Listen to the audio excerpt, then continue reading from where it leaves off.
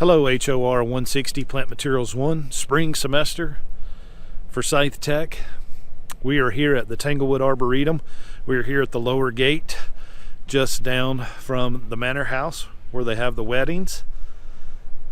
But we are going to go in through this gate right here. I did a massive project when I was at North Carolina A&T State University on the landscape architecture program here at the Tanglewood Arboretum. But I want you to notice, immediately when you come through the gate, you're going to see plant number 4, your Magnolia X Sulianja, your saucer magnolia. Big and beautiful and open, and there's even signs that say please do not climb the tree. Very soft wood, a very silvery, almost whitish bark on the tree. And being mid-February, we are getting ready to have a big ice storm tonight. So I'm glad these blooms are not busting wide open. I wanted you to see this tree in the deciduous state before the leaves come out and before the blooms. I want you to be able to identify this tree without those significant blooms and leaves that it does have. But this is plant number 4, your saucer magnolia. It's right here by the sign. There's a nice little map for you here at Tanglewood. When you're here, grab a brochure. They've got some good information about the property. So we've seen plant 4. Immediately beside it, you're going to see the taxus species, plant number 8. And as you can see, right there is your tag. A lot of the plants here have tags, some of them do not though. This is plant number 8, your taxus species. Please notice the difference between this plant and plant number 3, the Japanese plum yew, right beside it. And they even have the fastigiata growing yew right behind it. But very similar plants. We have 3 plants right here all in one area. So we got our saucer magnolia, our taxus species, and our Japanese plum yew. Make sure you get samples.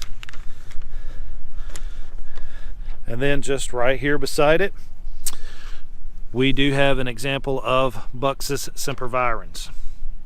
It's your common English boxwood. Now this is a certain variety. This is the Sufroticosa, but we are going to use that as our Buxus sempervirens example. So 4 plants right off the bat right here. And then over there is our plant number 1, our Buxus microphylla, variegata japonica. And it is right here.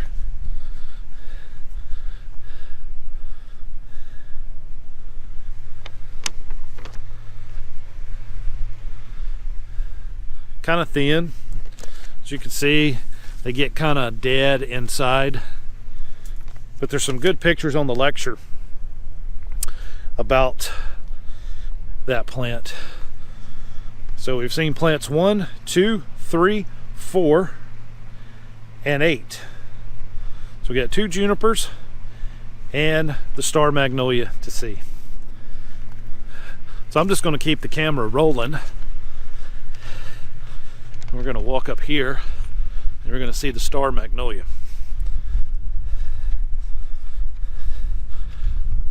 So the 2 ways to identify the saucer and the star magnolia, other than leaf, but since it's not leafing out, I will show you pictures of the blooms, and they are on the lecture. And we do have some star magnolias on campus over by the nursing building. But here is your star magnolia. Now notice the difference in the tree trunk, in the bark. Big difference, right?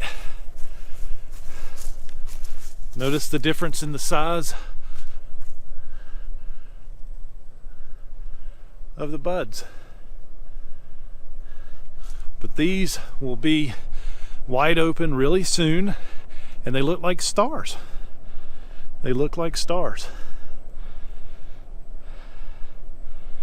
Trying to get back with my camera so you can see the entire plant.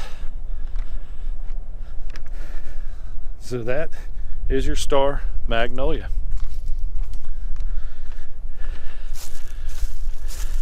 It's amazing that we have this many plants here close to campus. Just kind of giving you a show around here, because we'll have a lot of plants here, guys. We will get to spend a lot of time at the Arboretum.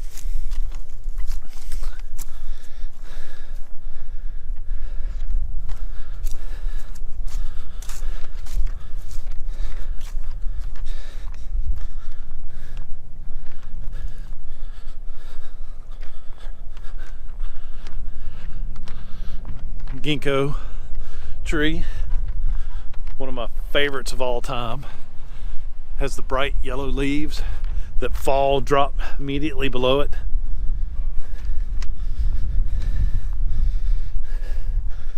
There's a plant from last week, or 2 weeks ago, Lord Petalum. Here we have Yaupon holly, dwarf yaupon.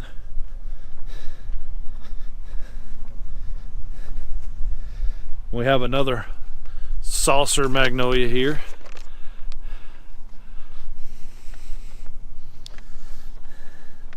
So 2 saucer magnolias here at the Arboretum.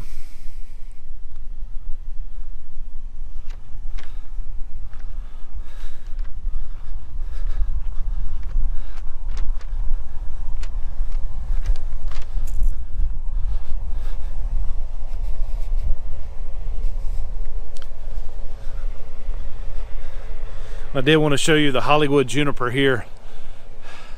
Remember, we've got the little one there outside of Horticulture.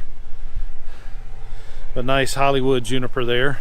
It's kind of been pruned up, but as you can see, the height that it does get.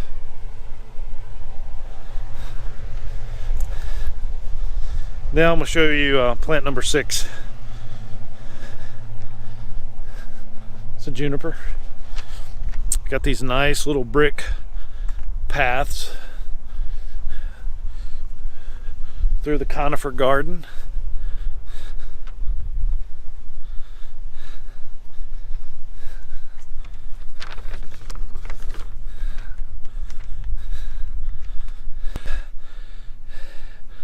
I wanted to show you that super green color. They've actually, put it into a topiary form. This is a time that you would use the shears to maintain this look. As you can see, I call them pom-poms.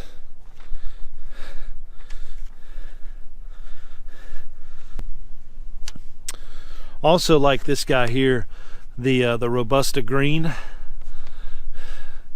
very mountainous. Look at the berries all over it.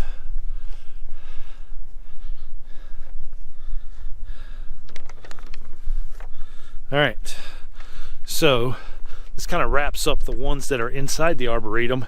Now I'm going to show you the Juniperus virginiana, the eastern red cedar, which is outside the gate.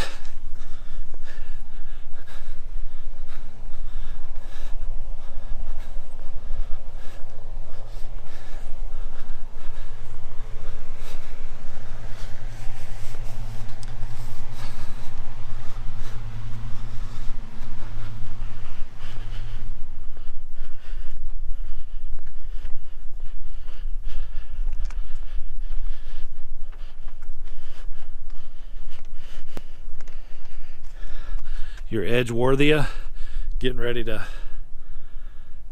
pop wide open, the little upside down umbrellas.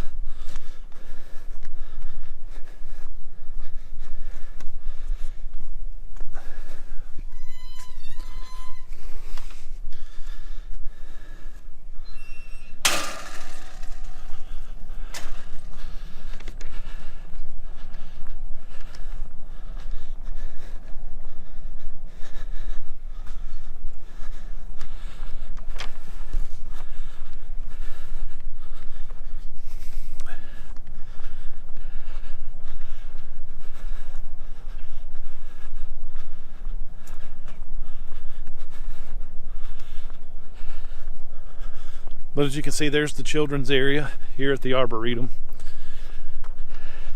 in our eastern red cedar.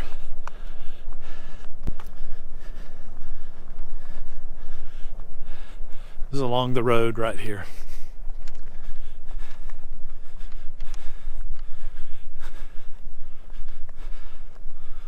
We also have another one right over there.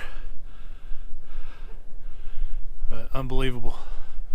These are the trees that you see growing underneath pasture lines or fence lines where the birds